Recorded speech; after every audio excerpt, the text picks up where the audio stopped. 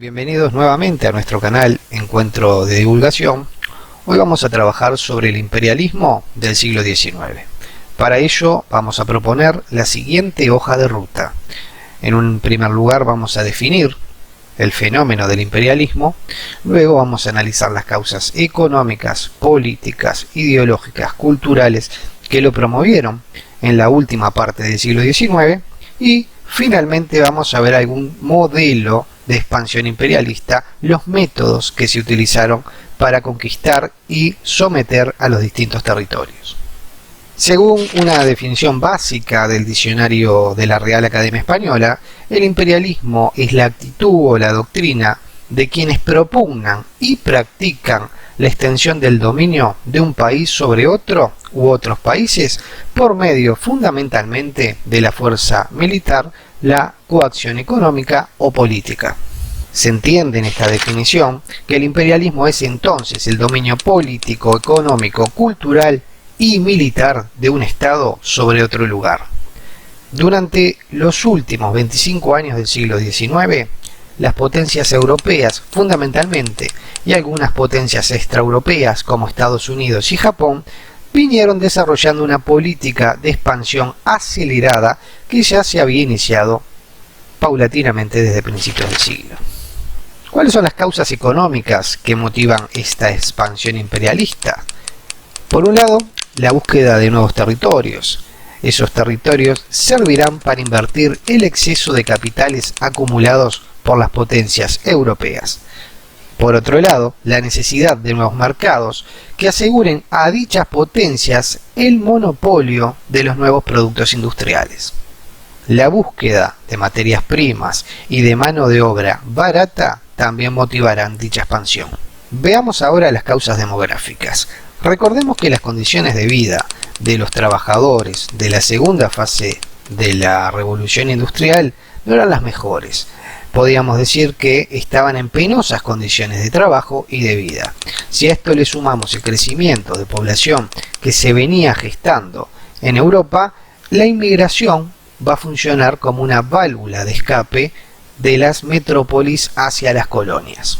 Era una manera de evitar conflictos sociales en las metrópolis europeas y de liberar mano de obra hacia las colonias.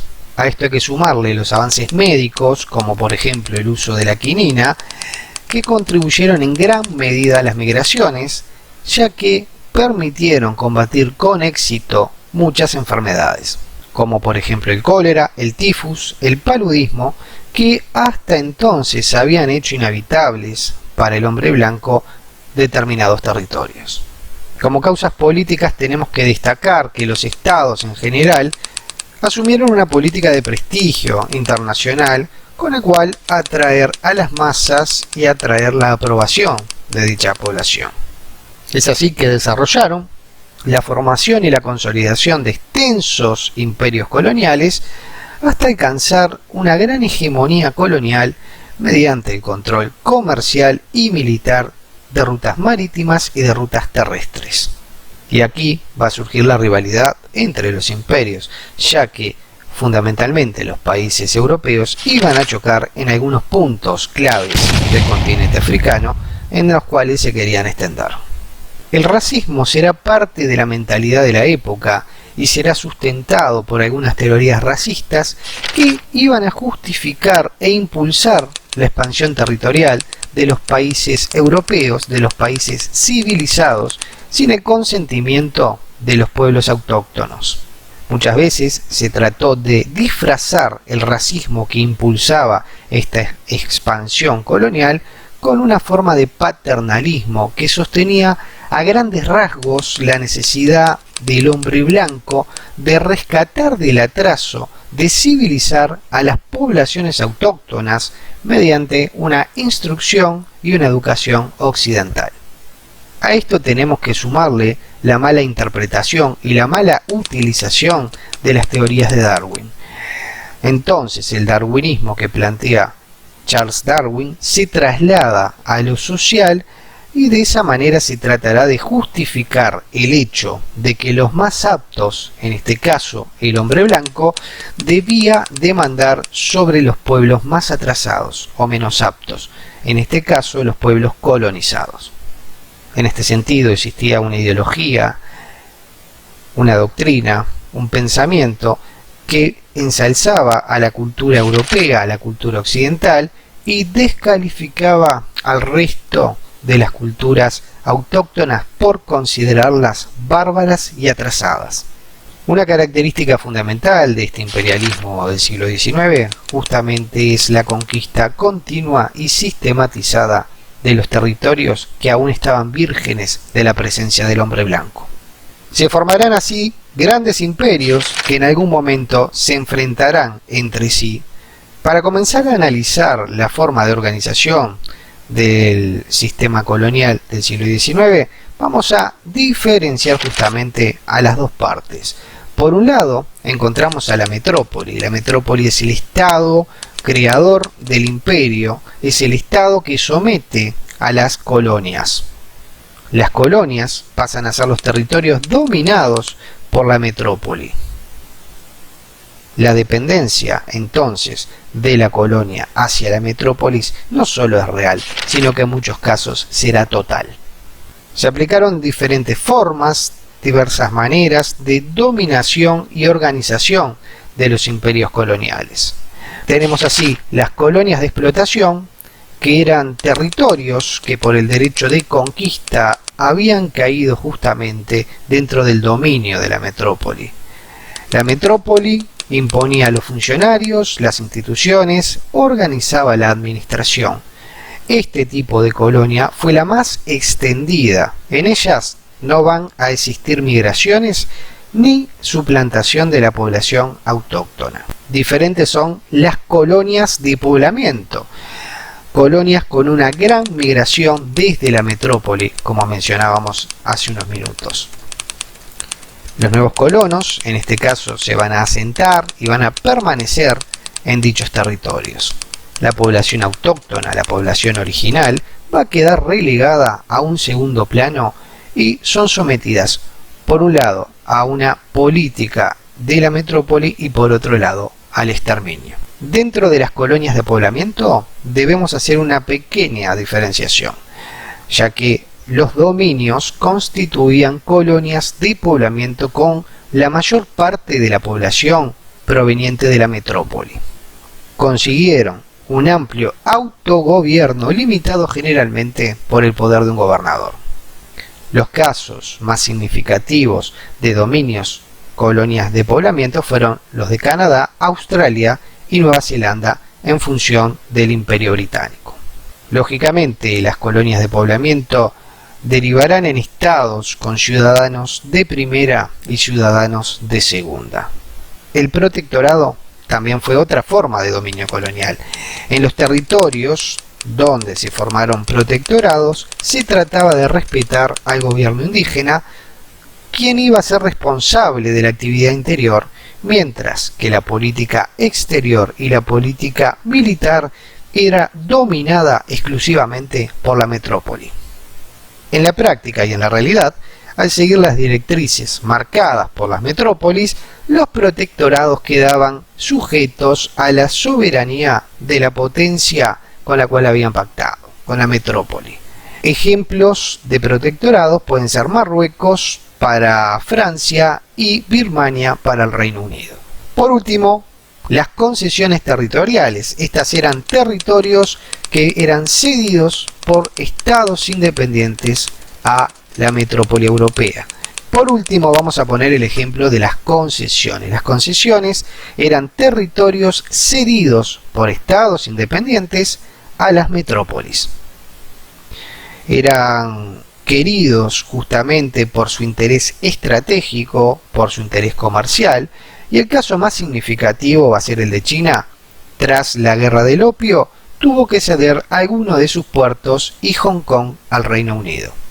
Un dato importante: a fines del año 1884 y a comienzos de 1885, en la ciudad de Berlín, dentro del Imperio Alemán, fue convocada por Francia, el Reino Unido y organizada por el canciller alemán Otto von Bismarck, una conferencia en la cual se pretendía alisar las diferencias entre las potencias europeas y el reparto de los territorios, fundamentalmente africanos. Se acordó en dicha conferencia que para que un país tuviera derecho a un territorio, éste lo tenía que explorar completamente. Se reunieron entonces representantes de los estados europeos, también se sumaron a esta reunión los representantes de Estados Unidos y de Turquía para concretar las posiciones de cada uno de los países en el reparto del continente africano. Igualmente, luego de la conferencia de Berlín, años más tarde, existieron determinadas fricciones, determinados enfrentamientos entre las potencias imperialistas europeas. Entre Inglaterra y Francia es clásico el incidente de Fayoda, una localidad que estaba en Sudán, donde coincidieron los intereses expansionistas de franceses e ingleses. Dicho incidente, que estuvo a punto de enfrentar las tropas de una y otra potencia, va a culminar con la retirada de los franceses ante la inferioridad numérica de las tropas frente a los británicos. De esta manera, Gran Bretaña conseguía el dominio casi lineal de los territorios que enlazaban el norte y el sur de África. Si bien la superioridad técnica y militar de los países imperialistas estaba por encima de los territorios que estaban conquistando y colonizando, existieron en muchos lugares resistencias al dominio colonial. Veamos algunas de las consecuencias para finalizar que dejó el imperialismo del siglo XIX. Recordarles que estaremos analizando otros aspectos de este fenómeno en próximos videos también. En general, la población se incrementó como consecuencia fundamentalmente de la disminución de la mortalidad que venía de la mano de la medicina moderna de los países occidentales. Sin embargo, en algunas zonas la población autóctona, la población originaria de los territorios colonizados, sufrió una drástica reducción, especialmente al comienzo del proceso imperialista, donde la forma era fundamentalmente violenta para someter a los pueblos que allí se encontraban.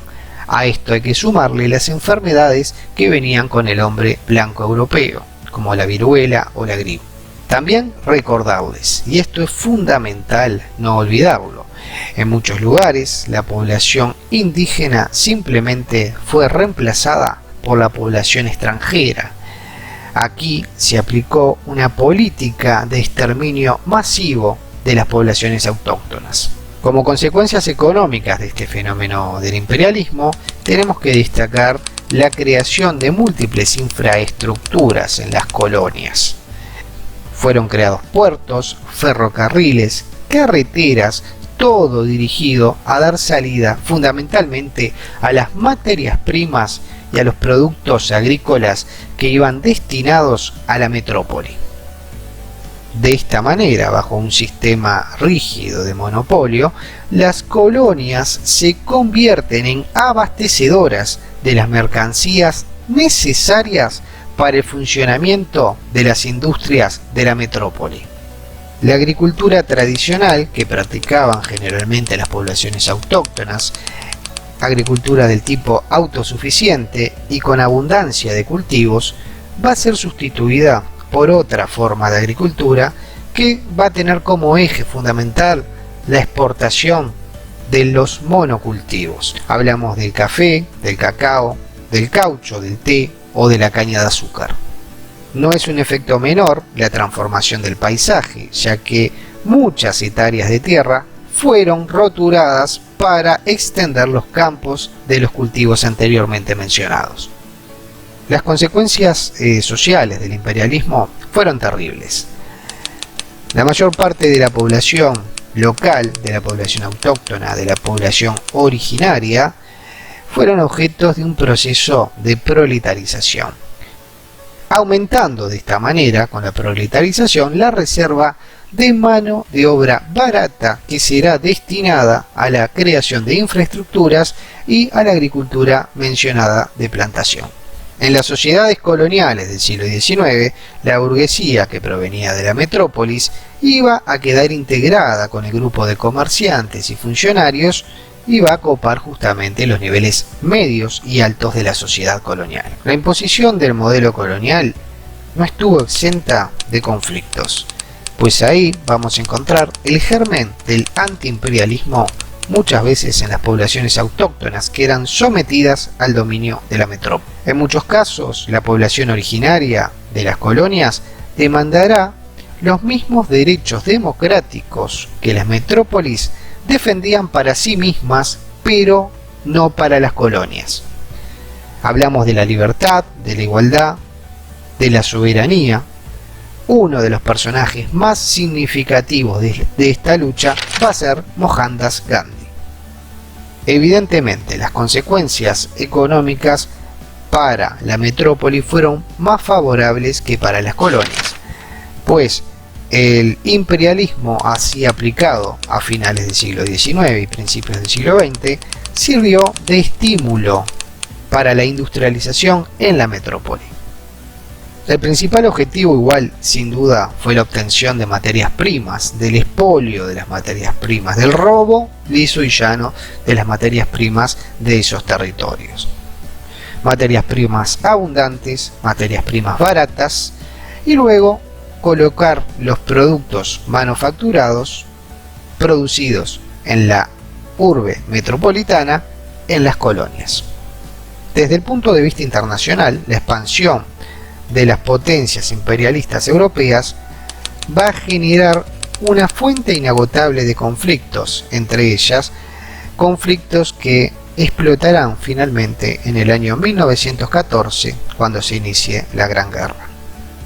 No debemos de dejar de lado las terribles consecuencias provocadas por la expansión imperialista a los territorios coloniales.